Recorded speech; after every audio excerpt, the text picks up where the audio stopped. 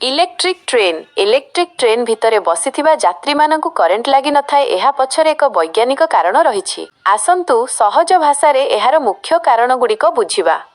1. Add circuit, closed circuit एवं return path.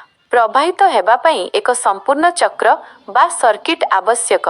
Train उपरे थिबा तार ओभरहेड वायर रु ट्रेनर पांटोग्राफ माध्यमरे करेंट ट्रेन भितर को आसे। एही करेंट इंजिन को चलाइबा परे चक व्हील्स एवं रेल धारणा ट्रैक्स देई सीधा सड़क माटी को अर्थ चली जाए।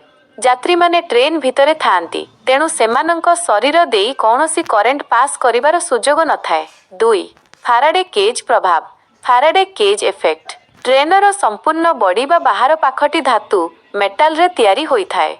विज्ञानर नियम अनुसारे जदि कौनसी धातुरे तैयारी बॉक्स बा पात्र देई विद्युत प्रवाहित हुए तेबे करेंट केवल तार बाहर पृष्ठरे आउटर सरफेस रहे, भितर को प्रवेश करि पारे नाही। एहाकु फाराडे केज इफेक्ट कहा जाए। एही कारणरू ट्रेन भितरे थिबा लोक सुरक्षित रुहंती। 3. समान विभव बा इक्विपोटेंशियल।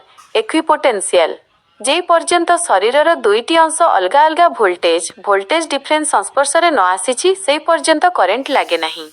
जेहेतु ट्रेनर संपूर्ण बॉडी एक समान रे थाए एवं आपण ट्रेन भितरे थाई माटी को सीधा सड़क छुई नथांती तेणु करेंट आपणक शरीर को प्रभावित करे नाही। एक सहज उदाहरण, जेमिति विद्युत तार उपरे पक्षीटीए बसिले ताकू करेंट लागे नाही कारण से माटी संस्पर्शरे नथाए। ठीक सेही परी ट्रेन भितरे थिबा यात्री मानक क्षेत्र रे मध्य होई थाए। विशेष सूचना, जदि कौनसी व्यक्ति ट्रेनर छात उपर को चढ़ी से हाई वोल्टेज ओभरहेड तार को छुई दिए तेबे शरीर दे करेंट ट्रेन बॉडी और चक माध्यम माटी को जीव जहाद्वारा प्राणघाती दुर्घटना घटी थाए। सेथिपाई ट्रेन भितर सुरक्षित किंतु छात उपर को जीवा संपूर्ण विपज्जनक।